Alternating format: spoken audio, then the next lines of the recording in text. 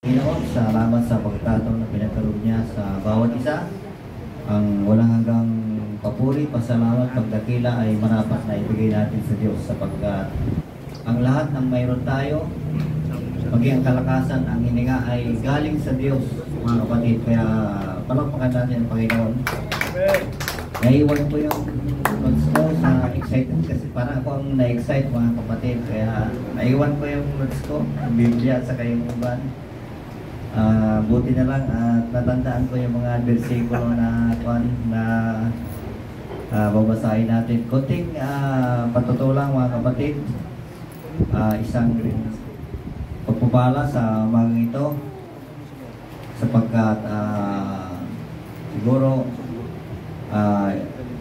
gusto ko nang kunin yung pagkakataon na ito para misalan na sa pakikisa sa Ebanghelyo ng pagtakas at paghahanda, mga kapatid, ay ako'y namabahala na sa mga pangyayari ay at ang Santa Maria na Local Church ay huling-huli na tayo, mga kapatid, sa totoo lang. Wala pa tayong ipon na kahit isang butil na bigas sa lugar na yon. Kaya kukunin ko pagkakataon na siguro bilang pakikiisa na si Pastor ngayon ay magdiriwang ng 50 years golden birthday. Kaya ako manggagaling sa akin, hindi ko alam kung anong maging desisyon ni Pastor. Mayroon akong magdodonate ako ng 25 kilos na bigas. Sister Jaylee magdodonate ng 25 kilos. Sister Glo, mayroong counting yung programa na dito kaya nang makabili siguro ng dalawang 25 kilos, Pastor. So kung susumahin po yon, apat na po yon, apat na tag 25 kilos. Ngayon hindi ko alam kung saan natin nilalagay. Bahala na si Pastor kung anong magiging pagbibitingan. Pero yung pagtago, sinisiguro ko sa inyo na before Pentecost na tapos na rin yung basement ko, ay pwede na nating itago doon para sa Santa Maria, mga kapatid. Sapagkat baka sa mga susunod na panahon, hindi na tayo makakabili ng mga bigas. Napakamahal na. Siguro isang bagay din na pwede kong ibigay ay asin. Totoo po yun. Kasi kung wala tayong ulam, pwede ng asin, mga kapatid. Kasi pupunta ako ng Tuesday sa Dasol. Ang Dasol ay sentro ng asin. Kung matutuloy po ako, mamimili ako ng maraming asin. Raksot, napakaganda po yun, mga kapatid. Kaya sa Church ng Santa Maria, sa pakikisa sa panukala ni Pastor, ay mayroon na tayong apat na 25 kilos na bigas. Palakpakan natin ang Panginoon. Sapagkat naiintindihan ko, naunawaan ko, hindi lang Biblia ang basihan natin, maging ang kapaligiran, marapat tayong mag-imbak. Narinig ko sa kausap ko nung nakaraan, hindi man siya mananampalataya, pero naniniwala sa Diyos, nababahala din siya. Sabi niya kasi mukhang magkakagira sa Pilipinas. Isa siyang retired intelligence, mga kapatid. Isa siyang police intelligence, mga kapatid. Sabi niya mukhang magkakagira nga sa Pilipinas. Kaya sabi niya, alam niyo ano advice niya sa akin? Mag-ipon kayo ng pagkain ninyo. Mag-ipon kayo ng bigas ninyo. Napaka-delikado. Alam nyo, kahit na nag-ipon kayo ng bigas ninyo, huwag nyong ipaalam sa kapitbahay nyo. Sabi niya, o totoo po yun. Dahil pag nalaman niya at nagkaroon ng problema, kayo mismo ang unang papatayin ng kapitbahay ninyo. Kukunin yung bigas ninyo. Isa siyang intelligence na pulis, mga kapatid. Talagang alam nila yan. Kaya, hindi ko alam bakit niya sinasabi sa akin yon. Hindi ko alam kung nagkataon lang kasi nagkwentuhan kami. Hindi ko naman sinabi sa kanya na ganito. Kaya purihin ang Panginoon at si Pastor, kung mangyayari, magkaroon tayo ng meeting, Pastor, tungkol sa mga bagay. Kapagkat kayo din naman ang nagbukas nito, ako sumusunod lang ako sa kalooban ng Diyos. Hindi pwede yung kalooban natin ang gusto natin, kundi yung kalooban ng Diyos.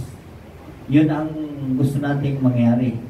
Sana nga, mas marami, mas maganda. Kung sino man may magandang loob, mga mayayaman yan, mag-donate. Hindi natin alam. Ang kapatid, baka may mga kapatid tayong nasa ibang bansa, pwede silang mag-donate. Di ba, Pastor? Malay ninyo, kaya samahan nyo kami o lahat tayo mag-pray na sana. Kaya sabi ko yung bahay ko doon na Bricas, nag-uusap kami ni Sister Eden, pwede namin ikuan yun sa Santa Maria na bodega. Maluwang yun, 4x5 po yun. Kung mapupuno ng pagkain yun, sigurado marami na bilhin. Alam niyo kung bakit? Kasi katabi lang ng bahay ko din yun. Kung hindi kayo makarating, surti ko, surti namin ni Pastor. Kami din ang kakain doon. Mga kapatid, it is a challenge for us, mga kapatid. Kung sinong makakarating, siya yung kakain. Kung hindi makakarating, hindi ko alam.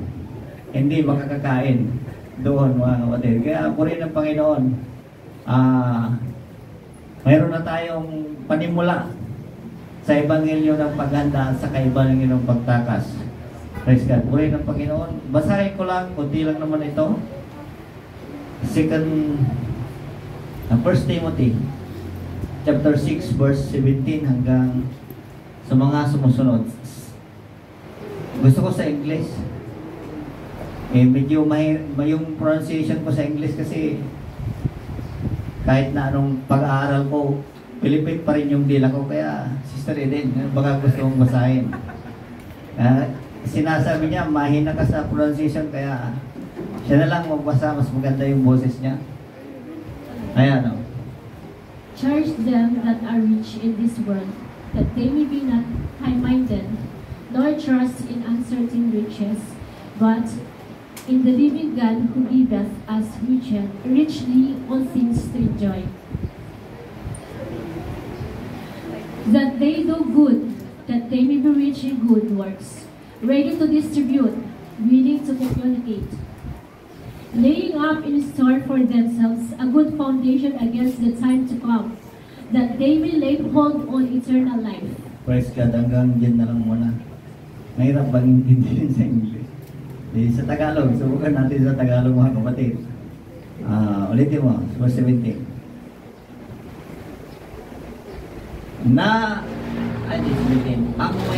Ang mayayaman sa sanlibutan ito ay pagbilinan mo na huwag magsipagmataas ng pag-iisip at huwag umasa sa mga kayamanan di nananatili, kundi sa Diyos na siyang nagbibigay sa ating sagana ng lahat ng mga bagay upang ating kagalak. Verse 18, na sila ay magsisigawan ng mabuti, na sila ay magsiyaman sa mabuting gawa, na sila ay maging handa sa pamimigay, maibigin sa pamamahagi. Verse 19, na magtipon sa kanilang sarili ng isang mabuting kinasasaligan para sa panahong darating, upang sila ay makapanangan sa buhay na tunay na buhay, eternal life. Kaya nung nabasa ko po ito, mga kapatid, yung mayaman daw, may pag-asa pala. Maliwanag, eternal life. Yung sa papaanong paraan, alam nyo, sabi ng Biblia, sino bang mayaman dito, mga kapatid? Sino may makakilalang mayaman? Surti nyo, kung may kakilala kayong mayaman. Bakit? Ipabasa nyo yung verse na ito. Anong sabi doon? Maibigin sa pagbibigay. Sige, tingnan mo. Sa taas ba yun o sa 18? Oo, yun, sa 18. Na sila ay maging handa sa pamibigay. Maibigin sa pamamahagi. Kung may kakilala kang mayaman, binasa mo yung verse na ito. Kasi sa Biblia, ang mayaman, sabi niya, saan na ba yun? Matthew 10:25. Di mo nga kung tumatama ko, naiwan ko talaga yung notes ko eh.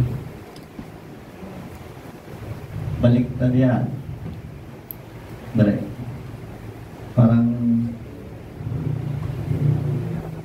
Matthew 10:25. 25:10. Di kaya baliktad. So, ayun. Sabi doon na mas magaan pa sa isang kamelyo ang pumasok sa karyan ng Diyos kaysa sa isang mayaman. Nakalimutan ko yung verse eh. Di bali, i-search nyo lang sa mayaman. Sabi doon, mas magaan pa ang isang kamelyo na pumasok sa butas sa butas ng karyan kaysa sa makapasok sa karyan ng Diyos, sabi doon mga kapatid. Praise God. Kaya, pero dito sa atin, ito trivia lang ah. Si Pastor mayaman eh. Hosea chapter 12 verse 8. Tingnan nyo. Trivia lang ito. Si birthday naman niya. Pagbigyan nyo na. Mateo 19 yun. 12:8. Kasi yan. Ha? Mateo 19. Verse 24. Yung kamelyo. Ayun yun. Oo. Sige, balikan mo yun. Pwede naman ah. Magaan pa sa kamelyo ang duman sa butas ng isang karayong kaysa isang taong mayaman ang pumasok sa karyan ng Diyos. Pero hindi na nangahulugan na wala siyang kaligtasan. Tandaan po nyo yun mga kapatid. May kaligtasan pa rin kasi hindi niya sinarahan. Sa ating binasa doon sa 1 Timothy 6:19, turuan na, ano sabi? Maibigin sa pamamahagi at pagbibigay. Kaya sundin nyo, pag nabasa niya yon, kayo ang una niyang bibigyan para makapasok.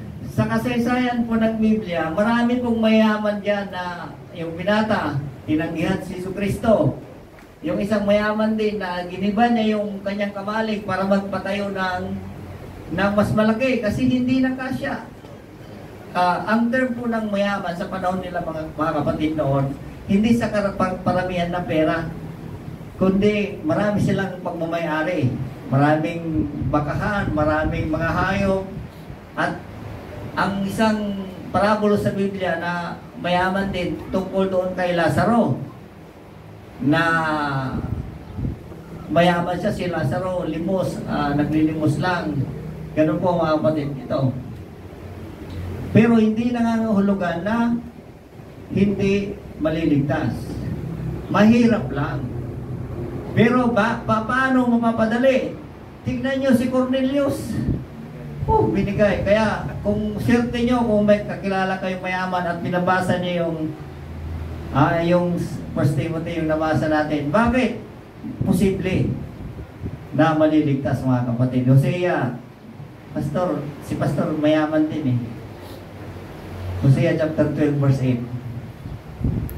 At sinabi ng Ephraim kasi ang word na Ephraim, ginawang bandarin lugar, pero actually, pangalan talaga yan. Tunay na ako'y naging mayaman, ako'y nakasumpong ng kayamanan. O, tingnan nyo. Kaya palakpakan natin ang Panginoon. Pero, alam nyo ba na kamag-anak ko rin si Pastor? Oo, sa Numbers. Chapter 26, verse 28. Magkamag-anak kami ni Pastor. Ayan o. Sa English na lang para sigurado, para maniwala kayo. The sons of Joseph after their families were Manisi and Ephraim. Baka mag-anak din kami ni Pastor. Kaya mayaman din ako. Mga kapatid. Di trivia lang kasi para kay Pastor talaga ito. Araw niya ngayon eh. Wala lang. Balik tayo sa 2 Timothy chapter 6 verse 19. Alam nyo, 17 na mga kapatid. 17 ito.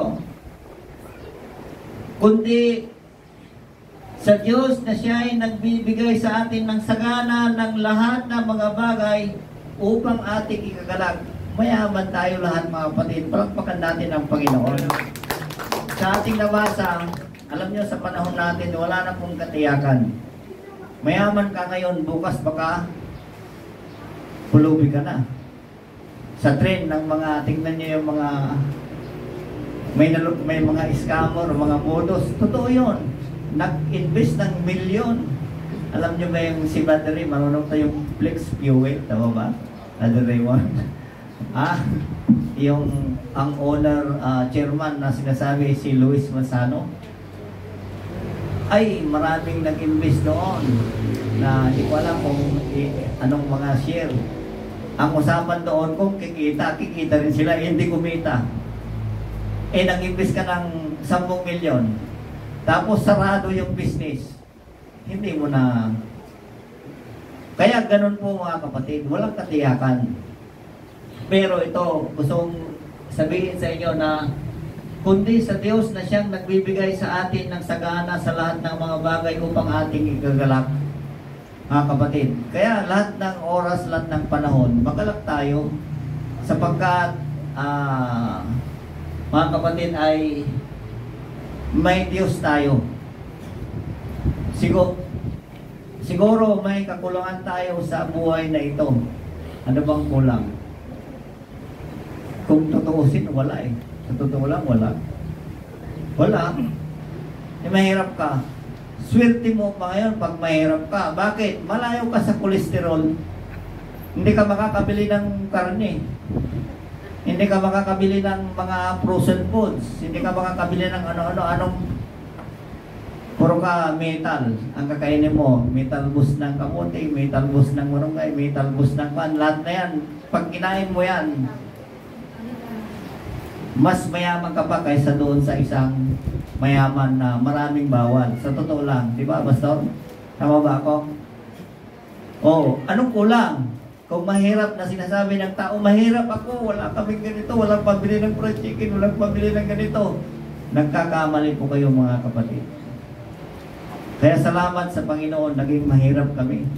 Kumakain kami ng metal noon. Mga kapatid, sa totoo lang, ganun mo dapat tignan ang buhay. Hindi mo titignan yung buhay na kulang ka. Ay, kapulayon niya, wala na. Ayan o. Nagbibigay ng sagana sa lahat ng bagay upang ating kagalak. Malungkot na ang tao nung kapalay kwartaton 1,000 na wallet to. Ako naman, masaya ako kung wala na akong pera sa wallet ko. Kasi wala akong maibibigay. Wala rin silang mahihingi. Mas magandang wala ka na lang pera.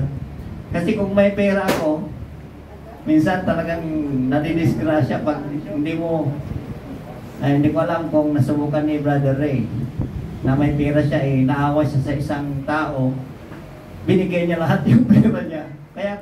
Kaya mas maganda na wala kang pera Kasi wala kang ibibigay. Tama ba ako?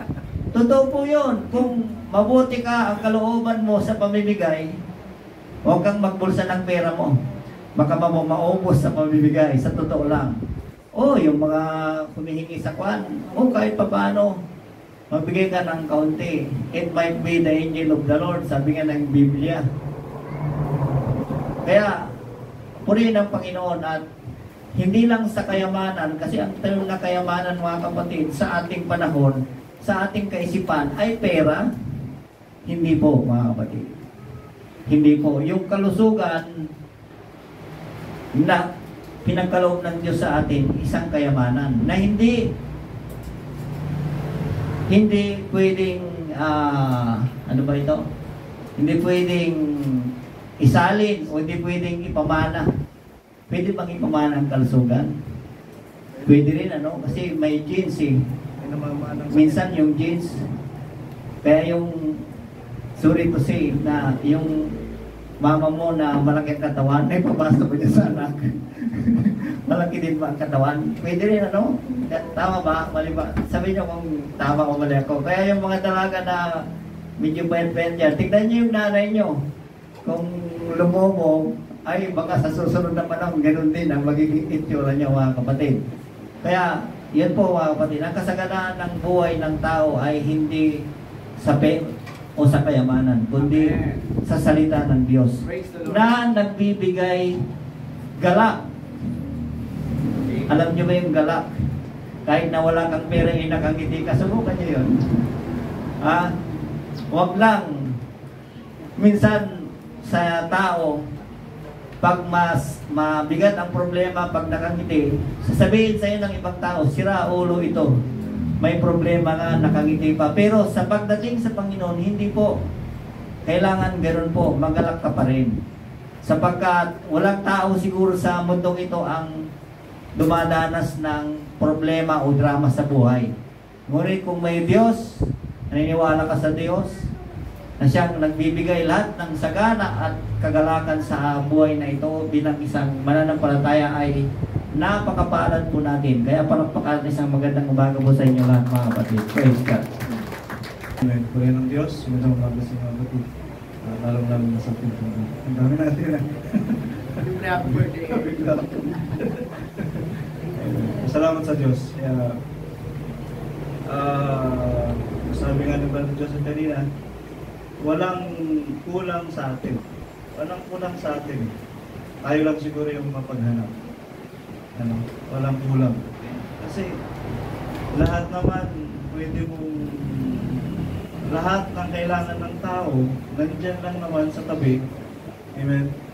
At when it comes to pananamit, marami naman mura naman na pwedeng bilhin din naman.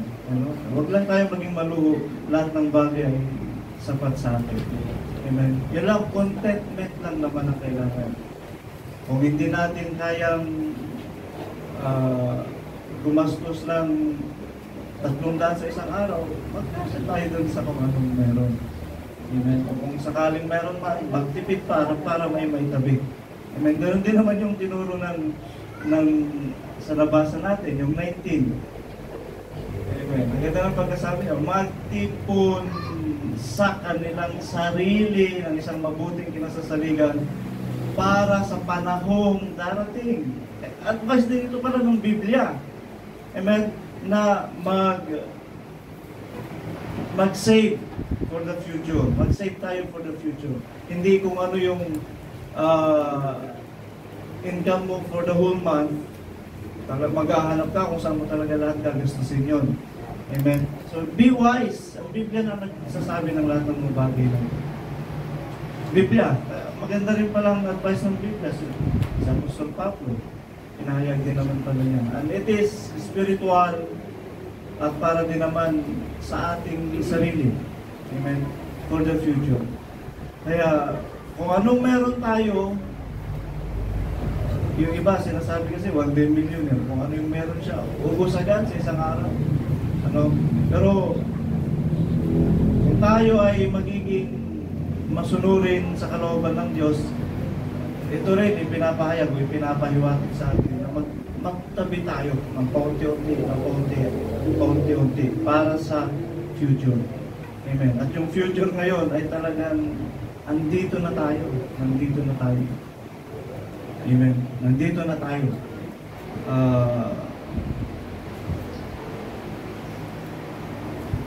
Upang sila ay makapanangan sa buhay na tunay. Hirap kaya yung buhay na tunay. Amen. Bakit? Hindi pa ba ito buhay na tunay? Amen. Kung pinag-aaralan natin ang kalooban ng Diyos sa atin ang mga mananampalataya, we are starting to live the real life.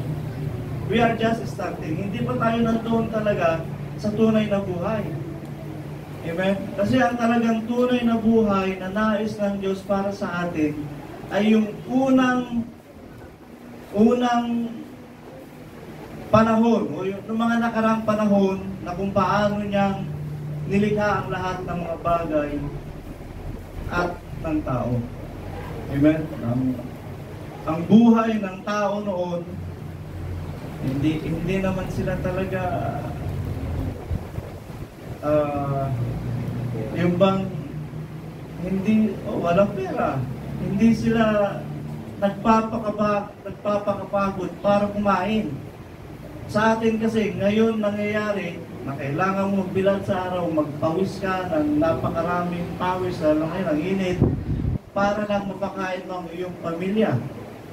Yun ang nangyayari kasi isa yon sa sumpa na ibinigay ng Diyos nung nagkasala ang tao. Na anong sumpa na yun? Sa pamagitan ng yung pawis, kakain ka makakakain ka. So noon, nung hindi pa binigay yung sumpang yun, noon, no sweat, kakain ka na lang. Yung mga punong kahoy, namumunga ng sari-saring bunga na pwede mong kainin at maganda sa kalusugan. Amen? Wala pa noon ang mga salot na uod na yan. Kasi yung salot din naman na langaw, yung salot na palaka, yung salot ng kung ano-ano, parang nagsimula yan doon sa Ehipto nung ibigay ng Diyos yung 10 salot sa kanila para palayain lang ang Israel. Hindi sana ganun karami yung mga bagay na yon kung hindi na ibigay yung mga salot. So, ang tunay na buhay na nais ng Diyos sa atin ay yung nung panahon na kung paano lalangin niya ang tao na hindi mo kailangan magpakahirap para makakain. Hindi mo kailangan maglihi at magdalang tao sa meron yun sa Biblia, magdadalang tao ka na may kahirapan. Ang pagdadalang tao noon, hindi mahirap. Sabi nga ni Pastor Efren, parang manok lang na nangitlog. Pagkatapos ng itlog, pwede na ulit lumarga kung saan. Amen.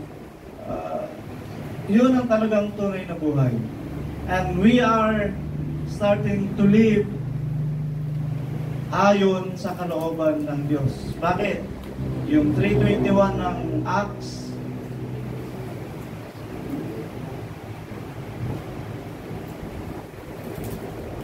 siya kinakailangan tanggapin ng langit hanggang sa mga panahon ng pagsasauli sa dati ng lahat ng mga bagay.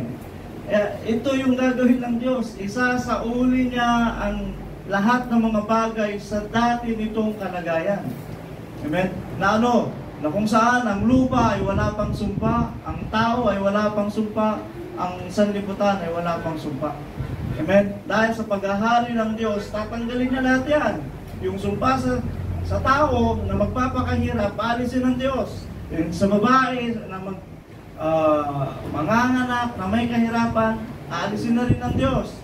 Maging yung sumpa sa lupa na mapupuno ng dawag at tinik ang lupa, mga bukirin, aalisin ng Diyos yan. It is written in Genesis chapter 6, 9 pababa. Titingnan niyo dyan, yung sumpang ibinigay sa lahat, tatanggalin ng Diyos.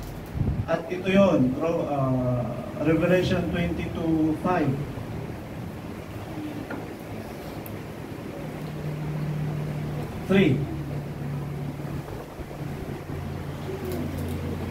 Ayan o. At hindi magkakaroon pa ng sumpa. At ang luklukan ng Diyos at ng Kordero ay naroon at siya'y paglilingkuran ng kanyang mga alipin. Hindi na magkakaroon ng sumpa. Aalisin ng Diyos. Maging itong mga kalamidad na nangyayari, kasama yan sa alisin ng Diyos. Dahil yung mga bagay na yan ay dumating na lamang nung isinumpa ang lupa.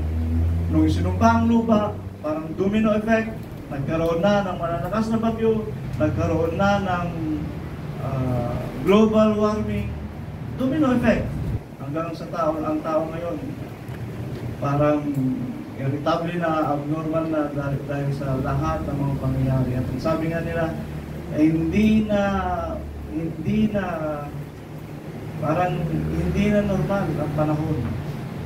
Amen? Sa kabilang banda, binabaha.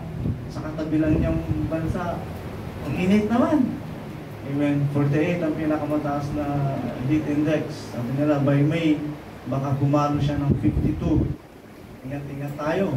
Sabi ko sa inyo, nung mga nakaraan, darating pa ang panahong mas mainit. Ilang taon pa ang darating, after 3 years, after 5 years, after 10 years, mas mainit na ang panahon. Kung 52 sa ngayong taon, ilang kaya after 10 years?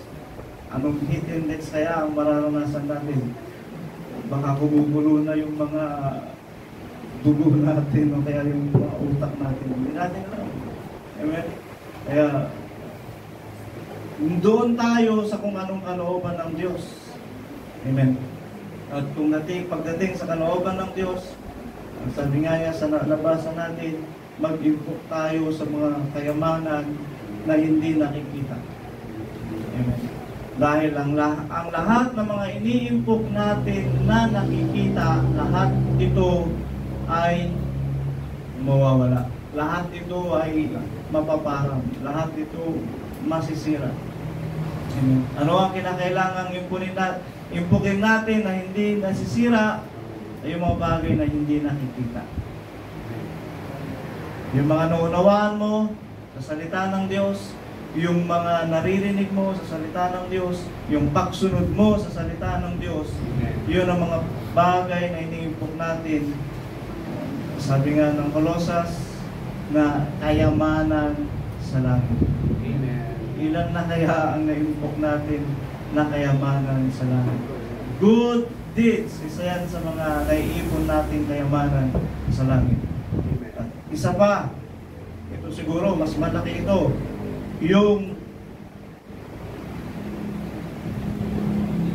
yung serbisyo mo sa gawain Amen. ng Panginoon. Amen? Mas malaking bayad yun. Kung sa labas, binabayaran kayo 400, 500 a day, ano ang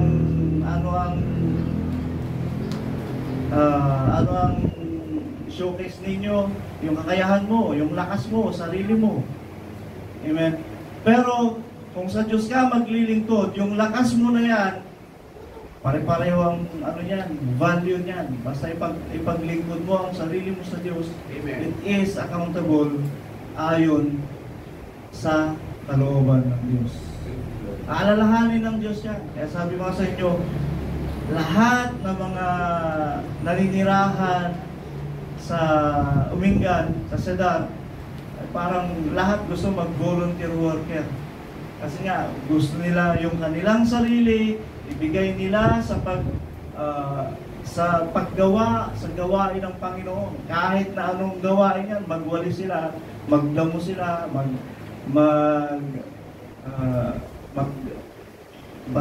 magtabas, magputol ng kawayan, o magdala ng kawayan para sa paggawa ng kapilya doon.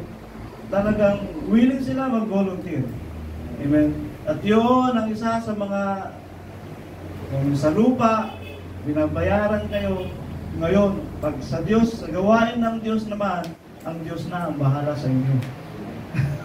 Ano gusto nyo? Bayaran kayo ng tao o Diyos na ang bahala sa inyo? Kung ang Diyos siguro ang bahala na sa inyo, ay hindi mo alam. Pero pag nagbigay ang Diyos ng kapalit sa iyong pagsiservisyo, ay mabibigla ka na lang. Amen? Mamamangha ka na lamang.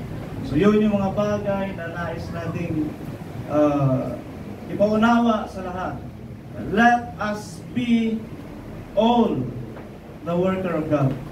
Hindi manggagawa, hindi naman tayo, sabi nga rin ng Biblia, hindi pwede lahat tagapagturo, hindi pwede lahat tagapakinig, hindi pwede lahat ay marunugtog. Kailangan mayroon din namang aawit, meron din namang tagalinis, merong tagaluto, merong maraming pamaraan kung paano tayo makapaglilingkod sa gawain ng Panginoon. Amen? At sa Diyos, kung sa lupa, yung white collar job, mas mataas ang sahod. Amen? Pero sa Diyos, lahat tayo pantay-pantay. Amen. Kahit sabihin mong tagawalis ka lang, ganito lang. Lahat tayo pantay-pantay sa paningin ng Panginoon. Hindi niya titignan kung ano ang iyong mga ginawa. Ang mahalaga, ikaw ay volunteer na naglilingkod sa gawain ng Panginoon. Yun lang din. Kailangan voluntaryo ka na naglilingkod sa gawain ng Panginoon. Amen. Kaya ito na rin, ilagay natin sa ating kaisipan. Let us be all a worker of God. Amen. Lahat tayo. Sa sabi ko nga, hindi lang sa pangangaral ang pagiging manggagawa ng Diyos. Hindi lang sa pangangaral. Amen. Hindi lang sa pangangaral. Maraming pamaraan kung paano mo maibigay ang serbisyo mo, ang sarili mo sa gawain ng Panginoon. Andun tayo. Amen. At salamat sa Diyos na sabi ko nga rin nung nakaraan, pinadali na ng Diyos ang kaligtasan na ibinigay niya sa atin. Amen. Pinadali na ng Diyos ang kaligtasan na ibinigay niya sa atin. Dahil yung mga naninirahan na sa Cedar, siguro yung iba doon talagang sa kanilang mga lugar hindi masyadong aktibo, hindi masyadong tapat na naglilingkod. Pero doon may pagkakataon na sila para ibigayan na nilang sarili na magpaglingkod sa Panginoon. Dahil wala naman na sila ibang pupuntahan, wala naman na silang ibang gagawin. Kundi yun na lamang, ganun na lamang. Kaya sa buhay na ito, wala talaga tayong kakulangan. Hindi kulang ang buhay na ito. Huwag lang tayong mapaghanap. Amen? At yun lang, talagang kailangan lang din ng sipag. Kung mayroon kang sipag, walang kulang sa buhay mo sa kanya. Amen? Sipag lang. Payo din ng Biblia yan. Si Apostol Pablo yata. Ang tamad, ang pakainin. Gusto nating ipairal yun? Ano kiss, Chloe? Ang tamad, ang pakainin. Kaya lang, ang dami ng magulang kasi mahirap yun. So, alamin natin kung ano ang direksyon na kung saan tayo dinadala ng Diyos. Yung tunay na buhay ay gusto ng Diyos na ipadama sa atin yon, sa ating mga mananampalataya, yung tunay na buhay. Itong buhay na ito, yung mga nasa sanlibutan, hindi yan ang tunay na buhay. Itong buhay na nasa sa atin ngayon bilang mananampalataya ay pasimula pa lamang. Amen? Pasimula pa lamang. May pag-iingat ng Diyos, may pagaling ng Diyos, may biyaya ng Diyos, may pag-ibig ng Diyos. Parating tayo doon. Amen? Dinadala tayo ng Diyos doon. Kaya purihin ng Panginoon. Sa mga bagay na ito, sa pagbabasa ng salita ng Diyos, ng Biblia, doon natin nauunawa kung ano talaga ang nais parating, nais ng Diyos na kung saan nga tayo dinadala. Ito nga, yung kanina, yung 1 Timothy chapter 6, talagang may unawa, may understanding. Amen? May understanding. Makikita mo kung anong kalooban ng Diyos na dinadala niya sa kanyang mananampalataya. At doon niya tayo isinisiksik. Doon niya tayo nais-dilig. Doon sa tunay na buhay. Amen. Sa pagtatagumpay natin, makakamit natin yung mga bagay. Amen. Kaya samantalin ko na. Kasi pagtutuloy ko sa bagay. Try. Kahit ano lang, kahit short lang. Sabi nga ni Mrs. sabi nga, make sila. Message ka lang ng pagsalamat, sabi niya sa akin. Kasi, kailan doon tayo. Actually, ito nga hindi, wala lang. Papasalamat ako sa Panginoon. Actually, okay. For your information, andyan pa pala si Mrs. For your information, 3 ang birthday ko. Uy, 300. Hindi. Mag-ising ko na. April 9, sabi natin ko, April 19. Ha? 18 pa pala. Mula nung pumasok ako sa school, April 19, ginamit ko. 18 daw pala. Tapos, lately na lang, kasi nung ikakasal ako, kumuha ako ng birth certificate. Sa birth certificate, iba rin. April 29. Bukas. Ha? Hindi. Sa birth certificate, April 29. At ito pa, iba ang pangalan. Hindi Reprieve. Ang layo. Kaya nag-file pa kami ng change of name. Change of name. Nagbago pa. At ito pa, yung sa kasal namin ni Mrs., marriage certificate, April 24. Hindi ko alam bakit naging tatlo. Siguro yung mga nagtatay, hindi nila masyado mabasa. Anyway, salamat sa Diyos sa alay ng buhay. Salamat sa Panginoon na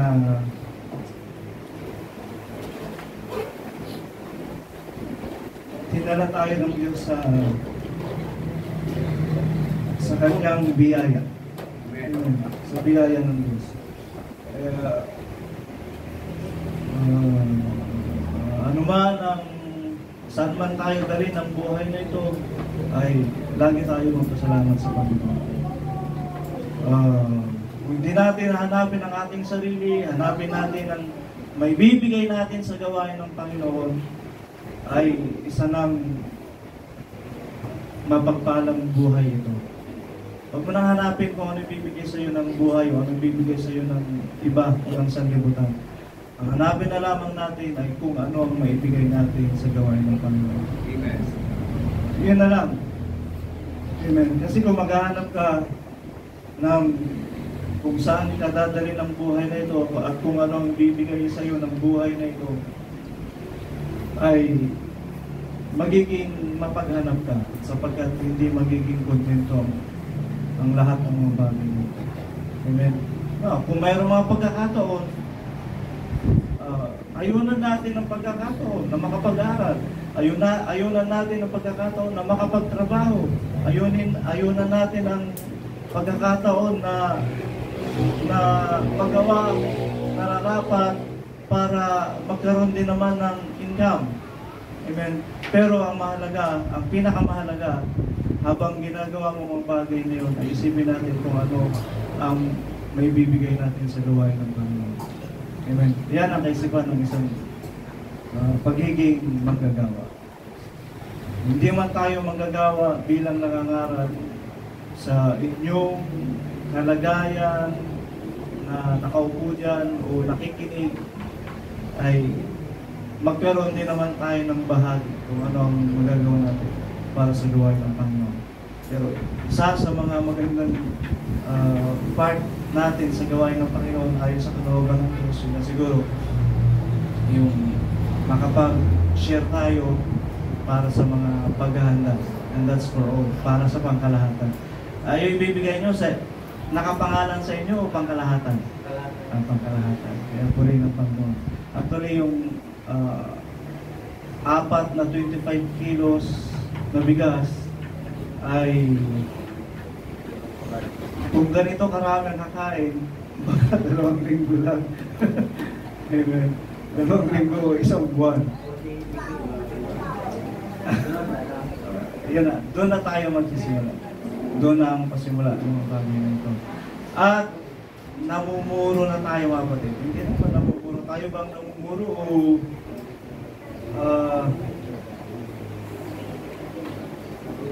bingo na tayo? Dati na.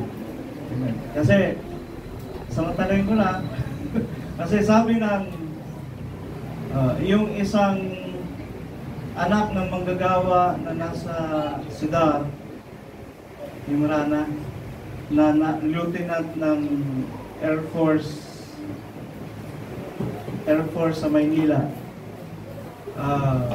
Ito ang sinabi niya. Swerte na lang kung sa loob ng taon na ito ay hindi magkakagera sa Pilipinas. Swerte sa akin. May mga nakikita na silang mga hakbang sa kasundaluhan na posibilidad na mangyari. Sinasabi niyo yun kasi naririnig niya yung mga general doon nga sa AFP. Tumatawag na yung mga general sa kanilang mga asa-asawa daw. Asa-asawa. Marami. Asawa. Na mag-ipon ng pagkain, mag-ipon ng kung ano-ano, mag-ipon ng mga bagay. Kasi kung magkagera nga, wala na silang tatakbuhan. Talagang doon ka lang talaga sa loob ng bahay. Maganda kung may basement, pero kung wala, talagang doon ka lang. At bahala na kung anong mangyayari. Amen? So, mga general na yun ng EFP. Nakikita nila yung mga posibilidad. Sinasabihan na nila yung mga asawa. Sinasabihan na nila. At ngayon, yung nagsabi din sa'yo, Intel, mayroon din silang, siguro mayroon na silang nararamdaman ng mga hakbang na nangyayari. At ganoon na, ang China talagang ano din ngayon, provocative siya. Kinokontra niya yung G7, yung G7, German, Italy, Rome, kung ano ang mga malalakas na bansa na nagsama-sama, pinukundi na yung action ng China against Philippines, against Taiwan, at sa mga ibang bansa, pinukundi na nila. Okay? At yung nangyayari ngayon sa Israel, tuloy pa rin. Hindi pa matapos. Matapos ng maraming mga bansa, ang Israel hindi matapos-tapos sa pakikipaglaban. Andiyan ang Iran. Hanggang ngayon, gumagawa. Hanggang ngayon, nakikipaglaban ng Israel. So, ganun busy sila. Ganun ayon sa mga nangyayari, ayon sa banal na kasulatan. Ganun. At mayroon din namang sa YouTube, kung kilala nyo yung Dr. Willie Ong, nag-post din siya ng kanyang mga salubin patungkol sa mangyayari na ito. Gusto ko sanang i-play ngayon yun eh. Kaya lang, it will take time. Siguro panoorin nyo na lang. Na isa sa mga nakikita niya at sabi niya, posibleng mangyari. Hindi niya sinasabing pwedeng mangyari. Posible. Possible na mangyayari sa loob ng taon na ito ang magkaroon nga ng gera. At yung mga bagay na itinuturo ng church patungkol sa paghahanda, yun din ang mga sinabi niya. Mag-ipon ka ng pagkain, mag-ipon ka ng gamot, maging handa ka sa iyong sarili, sapagkat sabi niya, pag panahon na ng gera, no rules na ang tao. No rules na. Lahat pwede niyang gawin. Kasi nga, wala nang batas. Wala nang batas. Yung mga masasamang tao, talagang magiging masama. Magiging masama. Ang kapitbahay mo ay nagutom, lalabas siya ng ang ugaling masama dahil sa gutom. Amen. Sa atin nga, ang Kristiyano, pag nagutom, minsan, ang pananampalataya nagbabago. Kaya magsanay tayo mag-fasting. Magsanay tayo mag-fasting. So, panoorin nyo siya minsan. Panoorin nyo. Give it a time. Na panoorin nyo. Si Doc Willie Ong. Sampu yung binigay niya dapat paghandaan. 10 tips. 10. Kung paano ang mga bagay na mangyayari at paghahandaan. At isa pa sa sinasabi niya, yung tableta o vitamin na anti-radiation yata. Anti-radiation. Pero sabi, siya hindi rin niya pinupromote. Sabi niya, kung patay, di patay. Pero sa atin kasi mayroon tayong pinaghahandaan na magparito ng Panginoon. So, baka gusto niyo bumili. Amen. Kung kaya, para sa sarili, pwede rin naman. Pero kung hindi, talagang aasa tayo sa pagliligtas ng Panginoon. Amen. Panoorin nyo, maganda. I-play sana namin ngayon. Kung sabi ni Mrs., mag-focus ka sa Thanksgiving. Siguro next time. Amen. Next time. Pag-aralan natin mabuti yung mga bagay. It will come. It will come. Yung mga bagay na pinapahayag ng Biblia para sa mga kanila. Kaya tayo kayo magsita yung kapatid.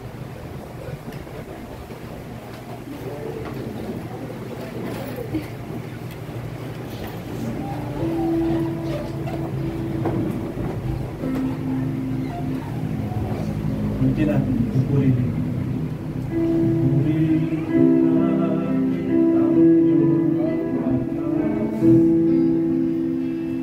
aming nagagawang magkakakita. Yes,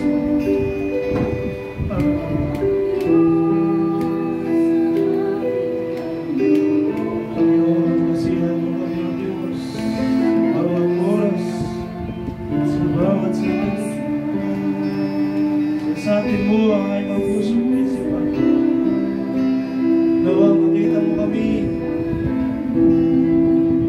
magawa ayon sa iyong mga salita, ayon sa iyong kalooban. Dakilan mo'y pasalamat.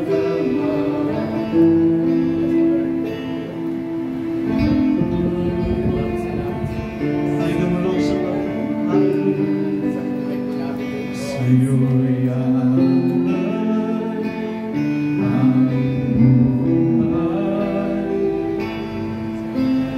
Ikaw ang Diyos na aming gabay. Sa daigdig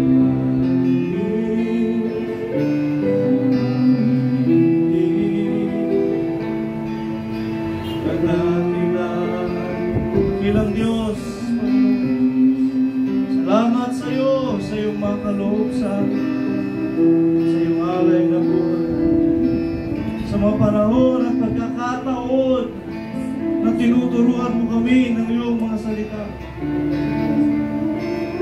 Sa kabila ng kami ay maraming kaabalahan sa buhay na ito, sa kung ano ang nais namin. Ngunit, O Diyos, kami ay sumusunod pa rin sa iyong salita at sa iyong kalooban. Thy will be done, O Lord. Thy will be done. Dalhin mo kami lagi, Panginoon, sa pagkakilala at pagkaunawa ng iyong mga salita, upang masiyasat namin ang mga kaganapan sa aming mga sarili. Kung ito nga ay kalooban mo, at kung ito nga, O Diyos,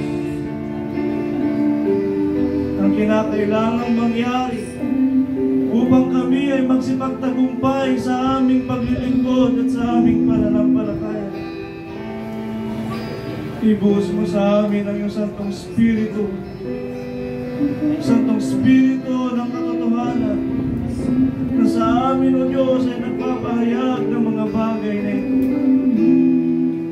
upang anuman ang dumating sa bawat isa, anuman ang mangyari, O Diyos, kami ay patuloy nakakapit sa aming pananampalataya sa kung ano ang nais mong pangyarihin sa aming lahat, sa aming bilang isang mananampalataya, sapagkat ang kalooban mo naman, Panginoon, ay para sa lahat, hindi lang sa isa. At ang kalooban mo, Diyos, ay para sa iglesia, hindi lang para kung kanino. Kaya kung nais mong dalhin ang bawat isa sa iyong kalooban,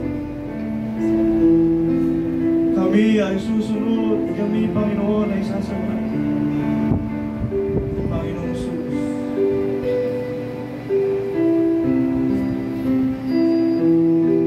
Ikaw, Panginoon,